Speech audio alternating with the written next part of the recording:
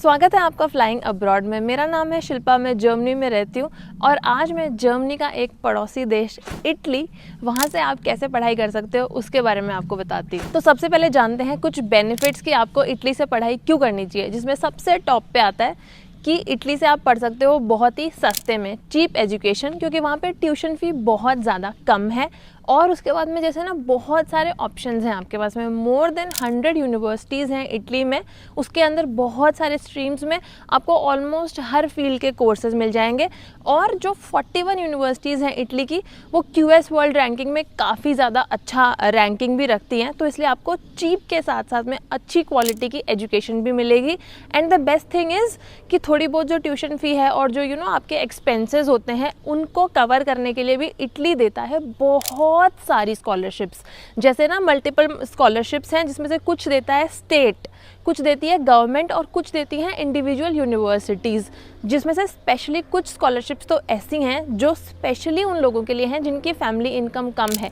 जैसे मान लो अगर आपकी फैमिली इनकम साल की 20-22 लाख से कम है तो आपको मिल सकती हैं फिर वो स्कॉलरशिप। तो बेसिकली उसमें आपकी सारी कॉस्ट कवर हो जाती है, आपको स्टाइपेंड मिल जाता है जैसे, तो उसमें आपका ट्यूशन फ़ी वेव हो जाती है, आपके जो रहने के खर्चे हैं वो सब निकल जाते हैं। और ऊपर से आप पार्ट टाइम जॉब्स करके भी पैसे कमा सकते हो। तो बेसिकली आप एकदम ज़ीरो पैसे में इटली से भी पढ़ सकते हो। और इटली का पासपोर्ट है वर्ल्ड का सेकंड स्ट्रॉन्गेस्ट पासपोर्ट। तो अगर आप वहाँ से पढ़ते हो, फिर आप वहाँ सेटल होने का प्लान करते हो, तो आप इवेंचुअली वर्ल्ड का सेकंड स्ट्रॉन्गेस्ट पासपोर्ट भी ले सकते हो। दो थोड़ा स्लो है प्रोसेस, जैसे PR लेने में लगते हैं 5 साल और सिटीजनशिप लेने में 10 साल तक लग जाते हैं, बट स्टिल इवेंचुअली आपको मिल ही जाएगा। और इटली से अगर आप पढ़ाई करोगे तो आपके डोर्स ओपन हो जाएंगे पूरे यूरोप के लिए। और इनफैक्ट अगर आप में राइट स्किल्स हैं, आपने अगर अच्छी जॉब्स ग्रैब कर ली, तो आप बाकी और कंट्रीज़ में भी मूव हो सकते हो, जैसे US, ऑस्ट्रेलिया, कनाडा। और यहाँ से आप बहुत सारी फील्ड्स जैसे कि humanities, arts, design, health, science and technology, इन सब में पढ़ सकते हो। और अगर मैं बात करूँ बेटर वर्क अपॉर्चुनिटीज़ की, तो वो जैसे इटली के जो टॉप सिटीज़ हैं जैसे कि रोम, मिलान, फ्लोरेंस, इनके अराउंड अगर आप यूनिवर्सिटी देखोगे तो वहाँ पे आपको जैसे पार्ट टाइम ऑप्शंस भी अच्छे मिलेंगे।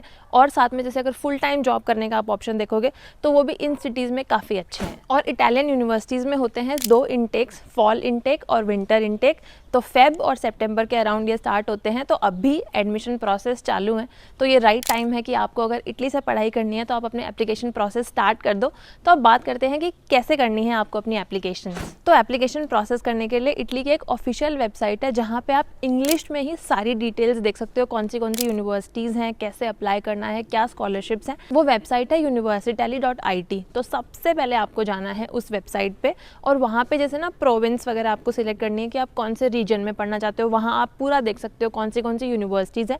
फिर वहाँ से आप वो जो इंडिविजुअल यूनिवर्सिटी हैं उनकी वेबसाइट पे जा सकते हो और फिर वहाँ पे सारी डिटेल्स आपको मिल जाएंगी। तो जैसे मान लो आपने कोई यूनिवर्सिटी सिलेक्ट करी, मैं बोलूँगी आप 10-15 यूनिवर्सिटी सिलेक्ट कर लो। फिर वहाँ पे जैसे ना उनके सारों की वो देख लो क्या क्या रिक्वायरमेंट्स हैं, कब उनका जैसे कॉल ओपन हो रही है, क्या डेडलाइंस हैं, ताकि आप मिस नहीं करो कुछ भी। और फिर आप एक एक्सेल शीट बना लो ताकि आपको आसानी रहे। उसमें आप सारी रिक्वायरमेंट्स लिख लो, सारे डेट्स लिख लो, क्योंकि डेट्स मिस होना मतलब बहुत बड़ी बात हो जाएगी। अगर एप्लीकेशन टाइमलाइन निकल गई तो फिर आप अप्लाई नहीं कर पाओगे। फिर अगर आप बैचलर्स करने वाले हो तो आपको यहाँ पे देना पड़ेगा एक टेस्ट, जैसे टॉल्क का एग्ज़ाम होता है। जैसे हमारे इंडिया में होता है कि हम आर्ट्स लेते हैं, साइंस लेते हैं या फिर कॉमर्स लेते हैं और फिर जैसे JEE देते हैं, नीट देते हैं मेडिकल के लिए, वैसे ही यहाँ पे टॉल्क I, E और F हैं, 3 जैसे एग्ज़ाम के टाइप्स हैं, जिसमें से आप जैसे डिपेंड करता है कि आप कौन से वाले स्ट्रीम में जाने वाले हो, मैथ्स, साइंस, टेक्नोलॉजी, इसके अराउंड वो आप देख सकते हो। फिर वो वाला आप दे सकते हो। और इसकी ना ऑफिशियल वेबसाइट है जिसका लिंक मैं आपको डिस्क्रिप्शन में दे दूँगी, तो वहाँ से आपको सारी डिटेल्स मिल जाएंगी। उसके बाद में आपको करना है अपना एप्लीकेशन प्रोसेस। तो एप्लीकेशन प्रोसेस करने के लिए यूजुअली जो डॉक्यूमेंट्स चाहिए उसमें वही होता है, एक तो CV आपका चाहिए होगा जो कि आप यूरोपियन फॉर्मेट में बना लो, यूरोपास, उसका लिंक भी मैं आपको डिस्क्रिप्शन में दे दूँगी वेबसाइट का। फ्री में आप बना सकते हो, कुछ भी एडिशनल पैसे नहीं है वहाँ पे। और फिर जैसे आपका कवर लेटर बनेगा, तो कवर लेटर भी आप जैसे पर्सनलाइज्ड बनाइए हर यूनिवर्सिटी का। फिर स्टेटमेंट ऑफ पर्पस SOP, वो बहुत इंपॉर्टेंट है।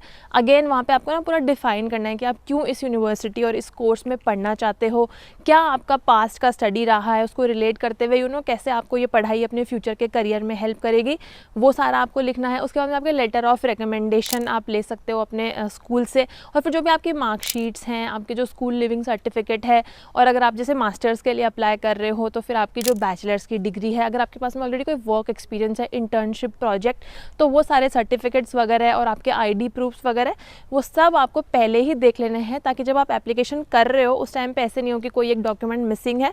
वो सारे आपको गैदर करके और उसके बाद में इंडिविजुअल यूनिवर्सिटी की वेबसाइट पे आप ऑनलाइन ही अप्लाई कर सकते हो और खुद से अप्लाई कर सकते हो। बहुत ही ईजी प्रोसेस है। और बैचलर्स के लिए जैसे आपका एग्जाम है, लेकिन मास्टर्स के लिए कुछ भी एग्जाम नहीं है, तो वो एक अच्छी बात है मास्टर्स स्टूडेंट के लिए। और जैसे मान लो आपने अपनी एप्लीकेशन कर दी, उसके बाद में थोड़े टाइम में आपका एक्सेप्टेंस अगर आ जाता है यूनिवर्सिटी से, तो उसके बाद में एक बहुत इंपॉर्टेंट स्टेप है जो आपको फिर से करना है। वो है कि आपको फिर से university.it की वेबसाइट पे जाना है और वहाँ पे आपको अपना प्री एनरोलमेंट करना है। वो जो भी उसकी फ़ीस होगी वो आपको दे देनी है वहाँ पे। वो बहुत ज़रूरी है, क्योंकि वो ही कंफर्म करेगा कि आपका एनरोलमेंट हो चुका है, आप जाओगे उस यूनिवर्सिटी में एडमिशन लेने के लिए। इसीलिए वो एक छोटा सा अमाउंट आपसे ले रहे हैं। और जैसे ही आपका यूनिवर्सिटी में एडमिशन हो जाता है, तो साथ के साथ ही आप स्कॉलरशिप्स पे अप्लाई भी कर सकते हो। कुछ स्कॉलरशिप आप पहले भी अप्लाई कर सकते हो, बट मोस्टली जैसे एडमिशन होने के बाद में अप्लाई कर पाते हो, क्योंकि वो आपका जैसे एनरोलमेंट लेटर भी मांग लेती हैं। तो यहाँ पे अगेन जैसे कि मैंने शुरू में बताया था, 3 टाइप की स्कॉलरशिप्स हैं, जो स्टेट देता है, जो यूनिवर्सिटी देती है और जो गवर्नमेंट देती है।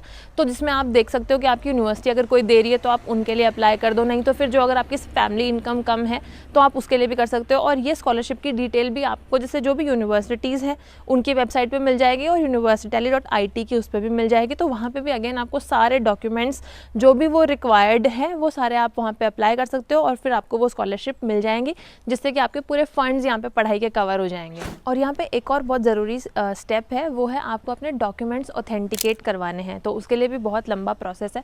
तो आप ये भी देख सकते हो कि एग्जैक्टली क्या रिक्वायरमेंट है। बट यूजुअली जैसे जो HRD आप ले सकते हो अपने स्टेट से, फिर अपोस्टाइल का ऑप्शन होता है, और जैसे ना आप DOV ले सकते हो ऑफलाइन, जो आपकी एम्बेसी है इटालियन, वहाँ से। और फिर ऑनलाइन भी करने का प्रोसेस होता है, CIMEA, वो आप ले सकते हो ऑनलाइन ही। तो वहाँ से आप जैसे अपने डॉक्यूमेंट्स ऑथेंटिकेट करवा लो, क्योंकि वो भी एक रिक्वायरमेंट है। फिर टाइम आ जाता है वीज़ा का। तो वहाँ पे आप VFS ग्लोबल से अपना अपॉइंटमेंट स्लॉट बुक कर सकते हो। और फिर जब आपको अपॉइंटमेंट डे आपका जो रहता है, उसमें आप अगेन जो भी वीज़ा के लिए डॉक्यूमेंट्स रिक्वायर्ड हैं वो आप फिर से देख लो ऑफिशियल वेबसाइट पे, वो आप लेके जाओ।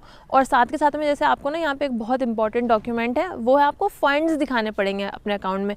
तो इटली के लिए जैसे कोई ब्लॉक्ड अकाउंट नहीं चाहिए कि आपको 1 साल के लिए अपना अकाउंट जैसे ब्लॉक करना पड़ेगा।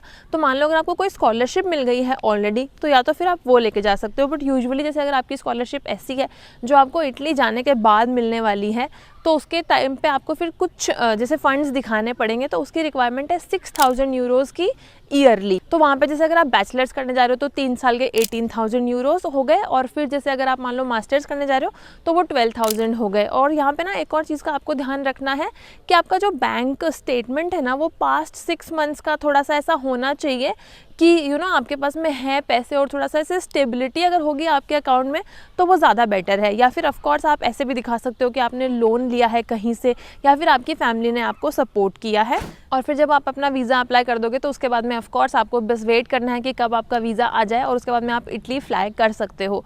तो मान लो अगर आप जैसे अगले साल पढ़ने वाले हो या उसके बाद में पढ़ने वाले हो, मास्टर्स का प्लान कर रहे हो, आप अभी स्कूल में हो, बैचलर्स का प्लान कर रहे हो, तो आपको सारा प्रोसेस पता है, तो आप ऑलरेडी अपनी रिसर्च स्टार्ट कर सकते हो। क्योंकि ये प्रोसेस काफ़ी टाइम टेकिंग होता है, काफ़ी जैसे टाइम लगता है। आप पहले यूनिवर्सिटी सिलेक्ट करते हो, फिर उनमें अप्लाई करते हो, फिर एडमिशन लेटर आता है, फिर वीज़ा वगैरह। तो अगर आप पहले से ही सब चीज़ आपकी जैसे प्रिपेयर्ड होगी तो यू विल नो कि हाँ इस साल फिर आपका हो जाएगा।